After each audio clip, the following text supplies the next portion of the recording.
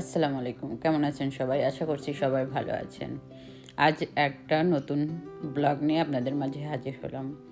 এই তো দেখতেই পাচ্ছেন, ঘুম থেকে উঠেই শুরু করেছি রান্নাবান্নার আয়োজন। সেখানে থাকছে বাবুর জন্য আজকে বাচ্চা ফিশ করব, আর আমাদের জন্য নতুন রেসিপি থাকছে একটা, সেটা হচ্ছে ইউটিউবার সেলিনা রহমান, বাংলাদেশের প্রথম সারির ইউটিউবার। ওনার আমার হাতের একটা রেসিপি কিছুদিন আগে ইউটিউবে উনি পোস্ট করেছেন, ওটা দেখে সেটা করতে ইচ্ছা হয়েছিল, তো সেটার জন্যই আর কি একটু আয়োজন করছি। আর সকালে নাস্তা তেমন করার কিছু ছিল না, বিস্কিট ছিল, কফি, এটাই দুজনে খেয়ে নিয়েছিলাম।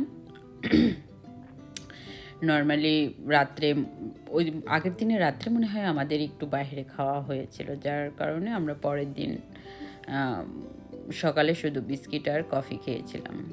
যেরকম হয় এখানে থাকলে, দুজন মানুষ তিনজন মানুষের সংসার, বাবু একরকম খায়, আমরা একরকম খাই, এই যা। আর এখানে এই যে এখানে কচু সিদ্ধ করতে দিয়েছিলাম, কচুটাকে আমি ম্যাশ করে নিচ্ছি। এটা পুরোটা ম্যাশ করা যাবে না, উনি যেভাবে দেখিয়েছেন সেলিনা রহমান সেরকমই আমি করার ট্রাই করছি। বিদেশের কচুগুলো না বেশি একটা টাইম লাগে না সেদ্ধ হতে, দেশের মতো না। তো কচুটাকে সেদ্ধ করে নিলাম। আর এখানে লাগবে বেশ কয়েক পদের মাছ, কেসকি মাছ নিয়েছিলাম আমি, মৃগেল মাছের একটা স্লাইস নিয়েছিলাম, ইলিশ মাছ ছিল, চিংড়ি মাছ ছিল। আর ওনার রেসিপিতে না জিরা ফোড়নটা অ্যাড ছিল না, কিন্তু আমার জিরাটা খুব ভালো লাগে তাই আমি অ্যাড করে দিয়েছি। তারপরেই রসুন একটু ভাজা করে নিয়ে পেঁয়াজ আর মরিচ দিয়ে নাড়াচাড়া করে নিচ্ছি। এরপরে ভাজা ভাজা হয়ে গেলে একটু মশলা অ্যাড করব, তারপরে মাছগুলো দিয়ে সুন্দর করে কষিয়ে নেব। কষিয়ে নিয়ে কচুটাকে অ্যাড করে দেব। আসলে এই রান্না না আমাদের এরিয়ার রান্না নয়, আমি ছোটোবেলা থেকে এই ধরনের রান্না খেয়ে বড় হয়নি। অনেকে আছে না টক রান্না খুব পছন্দ করে, আমি কখনো আমাদের টক ও ধরনের রান্না করে খাওয়া আমি দেখিনি। আসলে বিদেশে এসে না বিভিন্ন ধরনের রান্না দেখলাম, মানুষ করে খায় এবং মজাও লাগে। আর সবথেকে বড় কথা হচ্ছে এদেশে মাছের টেস্ট নেই, তো আমার মনে হয় যতদূর সম্ভব সিলেটি এরিয়ার মানুষ বেশি টক জাতীয় খাবার খায়। আর এই তো মাছগুলো ভালো করে কষিয়ে নিয়ে যেটা কচুটা একটু ম্যাশ করে রেখেছিলাম সে কচুটাকে অ্যাড করে দিলাম। রান্না আসলে যে যেরকম করে, তবে কিছু রান্না আছে আসলেও ভালো লাগে। আর এই যে জলপাই অ্যাড করলাম, এর অ্যাকচুয়ালি টেস্ট চেঞ্জার হচ্ছে এই জলপাই। টক টক কচুর তরকারি সঙ্গে অনেক রকমের মাছ, আসলে ভীষণই মজার ছিল রেসিপিটা। যদি কেউ করে খান, খেতে পারেন, ভালো লাগবে ইনশাল্লাহ। আমি তো প্রথম খেলাম, আমার ভালো লাগছে, অনেক ভালো লেগেছে। আর এটা হচ্ছে ছোট মাছ, মানে কেসকি মাছ রান্নার জন্য আমি প্রিপারেশন করছি। কেসকি মাছ আসলে একটু ঝামেলার, তো আমি পেঁয়াজ, আলু, টমেটো, কাঁচামরিচ আর যেরকম মশলা, ধনিয়া, জিরা, মরিচ এগুলো অ্যাড করা লাগে, এগুলোই অ্যাড করে নিলাম, নিয়ে মাখাচ্ছি এবং এটা অনেকক্ষণ ধরে মাখাতে হবে। আর কেসকি মাছ পরিষ্কার করা যেমন ঝামেলা একটা ব্যাপার আছে প্রথম, তারপরে এই মাখানো তরকারিতে মাখানোটা হচ্ছে মেন, অনেকক্ষণ ধরে মাখাতে হবে যতক্ষণ না পর্যন্ত এটা থেকে একটু পানি পানি বের হচ্ছে। তারপরে এই যে মরিচটা আমি কষলে দিচ্ছি, কারণ এরকম দিলে একটু ঝালটা বের হয়, খেতে ভালো লাগে যারা ঝাল ঝাল খাবার পছন্দ করেন। তারপরে আমি এর সঙ্গে কেসকি মাছটা অ্যাড করে দিয়ে আবার মাখবো, তারপরে সরষের তেল দিয়ে মাখামাখি করব। আসলে এই রান্নাগুলো না খেতে ইচ্ছা করে।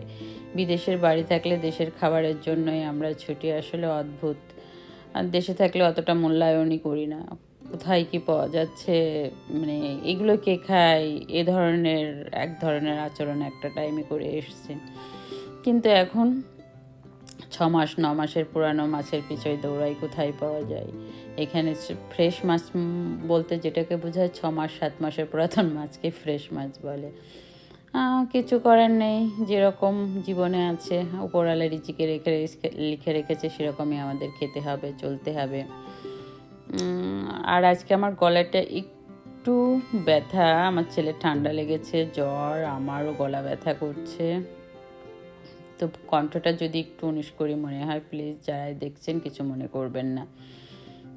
ভিডিওটা এডিটিং করা ছিল, তাই আমি পোস্ট করছি, নাইলে হয়তো আজকে তাও করতাম না। আর বিকেল থেকে একটু বাইরে গিয়েছিলাম বাজার করতে, সামনে বাসায় একটা আয়োজন করব, এই জন্য একটু বাজারেরও খুব ঝামেলা চলছে, না করলেই না, সেগুলোই করে বেড়াচ্ছিলাম। তারপরে সন্ধ্যায় একটু চাও খেয়েছি বাইরে, ভাই ভাবি সাথে গিয়েছিল, ওনাদের সাথে বের হয়েছিলাম। তো সব কিছু মেলাই আর কি সন্ধ্যাটা ভালোই গেছে, কিন্তু আমার খুব গ্যাস্ট্রিকের প্রবলেম হয়েছিল, যার জন্য মানে একদমই ভালো লাগছিল না। তবে আমাদের নতুন চালটাকে চেঞ্জ করতে হবে, নতুন চাল যেটা নিয়ে এসছি এটাতে মনে হচ্ছে আমাদের প্রবলেম হচ্ছে। তো যাই হোক, লং স্টোরি শর্ট, এখানে আর আমি না এই কেসকি মাছটা রান্না করছি, একদম একটু পানি দেই নেই, পুরো তেলের উপরে ঢাকা দিয়ে অল্প জালে আস্তে আস্তে নাড়াচাড়া করেছি, এবং ভীষণ মজা হয়েছিল। আমি অনেক দিন পর এরকম কেসকি মাছ চচ্চড়ি করছি নিজেই। আর মাঝখানে এই তো জুস মেক করছিলাম, বলছি পেটের সমস্যা শুরু হয়েছে, এই জন্য একটু জুস খাওয়া দাওয়া করছিলাম। বাসায় অনেক কাপড় চোপড় জমেছে, দুইবার ওয়াশিং মেশিন দিয়েছিলাম, ওয়াশিং মেশিন চালিয়ে। আর এই যে কিচেনের অবস্থা, যেমন ছোট্ট কিচেন তেমন চারিদিকে ছড়ানো ছিটানো, রান্না করতে গেলে একদম বাজে অবস্থা, কিছু করার নেই। আবার ছেলের জন্য আলাদা মাছ করতে হবে, এই মেরিনেট করে আলাদা করে ছেলের জন্য রাখলাম, সেটা বাবু আসলে বাবুর করে খেতে দিতে হবে। তারপরে কিচেন গুছিয়ে নিয়েছি, শাওয়ার দিয়ে দুপুরে খাবারের টাইম। আমার হাজব্যান্ড বলছিল যে আসলে অনেক দিন পর করলা ভাজি করছিলাম, ওটা আর দেখাইনি। করলা ভাজি আর মাছ কচুর যে রেসিপিটা সেলিনা রহমানের রেসিপি দেখে ফলো করে রান্না করেছি সেটা, আর কেসকি মাছ চচ্চড়ি। আসলে এই খাবারটা আমরা 3 দিন ধরে খেয়েছি, করেছি একদিন কিন্তু খেয়েছি 3 দিন ধরে, কারণ আমরা দুজনেই খাই, তো আসলে খাবার ওরকম ফুরায় না, আর খাবার মূলত একবারই খাওয়া পড়ে আমাদের। হাই, আমার ছেলেটা অসুস্থ, দোয়া করবেন যারা এই ভিডিও দেখছেন। আসলে কি আর বলবো, অসুস্থ হলে ভালো লাগে না, আজকে স্কুলে পাঠায়নি। আর এই তো খেতে খেতে কি চেটেপুটে খেয়েছে, আর জলপাইয়ের যে আটিটা কি ভালো লাগছিল খেতে। আর বাবু আসলে বাবুর জন্য এই তো বাবুর খাবার রেডি করে দিলাম। বাবু ভীষণ পছন্দ করে মাশরুম আর চাইনিজ স্টাইলের খাবার দাবার বাবু পছন্দ করে, এগুলোই করে দিতে হয়, কিছু করার নেই। করলাম ফিশ মাশরুম দিয়ে তার বাবু মজা করেই খেয়েছিল।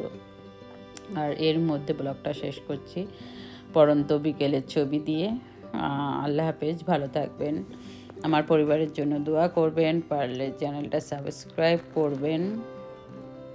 আল্লাহ হাফেজ, দেখা হবে নেক্সট ভিডিওতে।